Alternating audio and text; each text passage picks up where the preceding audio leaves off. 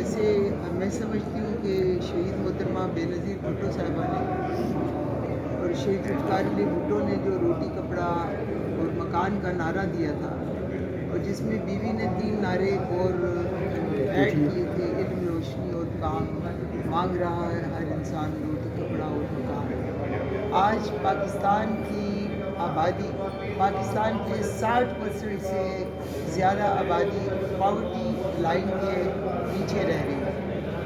آج پاکستان کے بچوں کو تعلیم میسر نہیں ہے، آج پاکستان کے لوگوں کو روزگار بچوں کو میسر نہیں ہے، ڈگریاں ہاتھ میں لے کے لوگ پھر رہے ہیں، لیکن ایک پاکستان کے اندر وہ مافیا ایک صورت اختیار کر لیا کہ بھٹو صاحب نے 22 خاندانوں سے سیاست کو نکال کر اس سیاست کو عوام تک لے کر ہے۔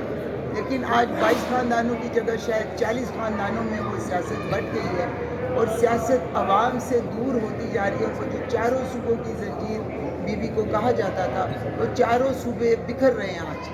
بلوچستان کی صورتحال آپ دیکھیں کیا ہے، اے پی کے کی صورتحال دیکھیں کیا ہے، پنجاب میں پنجاب صرف پاکستان نہیں ہے، اور بھی پاکستان کے صوبے ہیں، جو سندھ ہے، باقی صوبے بھی ہیں جہاں پہ لوگوں کو ایک جو محرومی کا شکار ہوتے جا رہے ہیں۔ جب بھی کسی جگہ پہ کوئی بھی آواز اٹھتی ہے تو آپ کو یہ سمجھنا چاہیے کہ وہاں محرومی ہوتی ہے اور آواز اٹھائی جاتی ہے، لوگ اٹھاتے ہیں۔ آج پاکستان ایک عجیب دوراہے پہ آ کے کھڑا ہو گیا ہے۔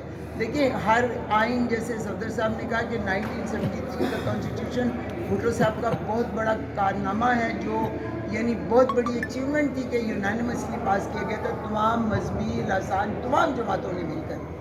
آج اس آئین کی دھجیاں بکھیری جا رہی ہیں، روز ایک نئی امینڈمنٹ آتی ہے۔ میں تو اس جگہ پہ کھڑی ہوں جہاں پہ یعنی مارشل اللہ دور میں جن لیڈروں نے مارشل اللہ کے خلاف آوازیں اٹھائیں، جنہوں نے ہمیشہ پاکستان میں جمہوریت کی بات کی، آج جمہوری ادارے ہمارے بالکل لڑکھڑا رہے ہیں۔